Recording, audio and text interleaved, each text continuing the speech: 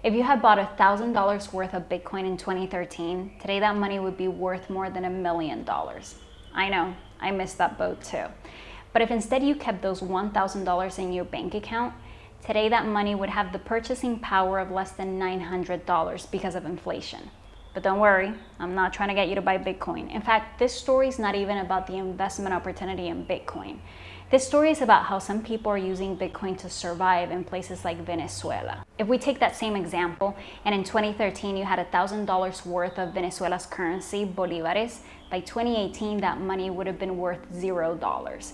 Hyperinflation is so bad in Venezuela that people get paid today, and in a week their money is worth half the value. So people are using Bitcoin to preserve the value of their money so they can buy things like milk and eggs. To tell you this story, I'm going to take you to Venezuela's neighboring country, Colombia.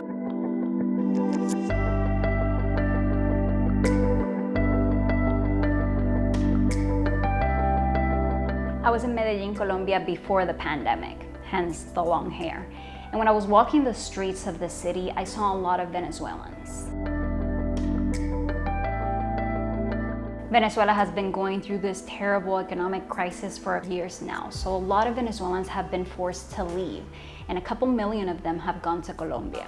Si tú eres en Venezuela, no sé qué sería la vida de nosotros. Alexander and Kelly told me they left because they could no longer afford food in Venezuela. Ahorita ya el dinero no vale nada, ya no lo vale nada. Igual que tú vas a un supermercado y veas el precio y tú lleves algo y no te alcance para comprar ni siquiera un kilo de harina pan. Ya uno, el venezolano, tiene que jugar con las 3 comidas al día. O sea, sabes jugar con la comida. Si es el desayuno, el almuerzo y la cena, si es esas 3 comidas para tú poder medio comer, porque si tú compras las 3 comidas al día, no te da basta. Si comen mis hijos, no comen nosotros. Si comen nosotros, no comen mis hijos.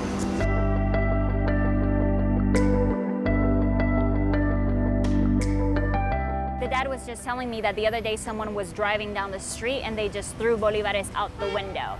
And there was all this cash just flying around, and he rushed to get it. Not because it has any economic value, but for him because it has an emotional value, and because he has hope that things will turn around in Venezuela. Nosotros tenemos ríos, tenemos playas, tenemos montañas cerca donde nosotros vivimos.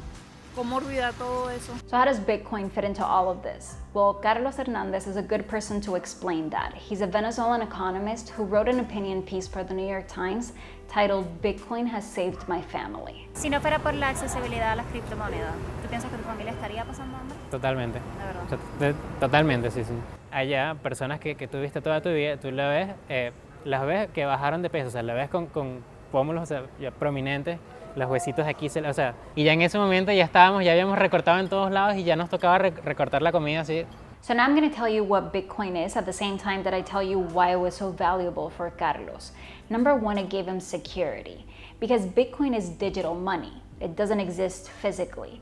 And this became really important when Carlos was leaving Venezuela to go to Colombia, because instead of having a bag full of bolívares, his money was stored away digitally. O sea, si tú estás viajando en autobús por todo el país, en algún momento te va a parar algún guardia, en algún momento te va a revisar los bolsos y en algún momento te va a ver el poco de dinero y te lo va a querer quitar.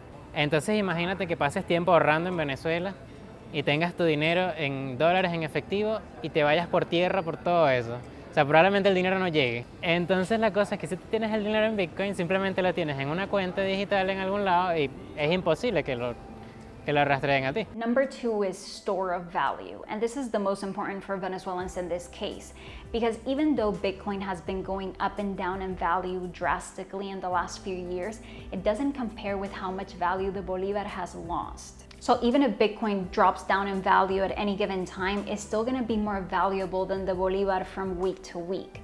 So when Carlos was in Venezuela, he kept his money in Bitcoin right up until the moment he had to buy something. Literal, yo lo que hacía era cambiar el dinero justo antes de bajar a la tienda. Number three is eliminating the middleman. When Carlos was in Venezuela, it was illegal for him to keep a foreign currency like dollars in his bank account, but Bitcoin he could access on his phone. But to be clear, there are drawbacks to Bitcoin. I'm going to give you a few. Number one, the technology is not all there yet, so it's not seamless for people to use. Carlos tells me that if it weren't because his brother is back home in Venezuela, it would be hard for his parents to understand how to work Bitcoin. Number two, for the network to run, it consumes a lot of energy. And there are solutions underway, but for now, it's still a problem. And number three, if you lose it, you're done. It's not like when you lose your debit card that you can call the bank and they'll send you a new one. Or if someone hacks into your account, the bank has your back. When you remove the middleman, you no longer have that safety net. So if you lose access to your money or someone gets a hold of it, it's gone. And there's no one to save you.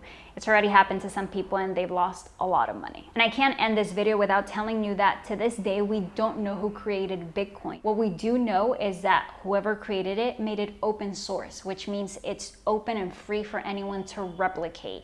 And that's why there's a bunch of other cryptocurrencies out there. And that's an important aspect because believers of Bitcoin say what it does is give power to the people and take it away from centralized institutions like banks and governments. And I think that's becoming more and more important for people, especially with what just happened with GameStop and how people were upset that institutions were changing the rules of the game. There's so much more to go into with this topic, and I can do that in another video, but what I feel comfortable saying is that it's fascinating technology and that it's encouraging to see that it served as a lifeline for people who would otherwise go hungry.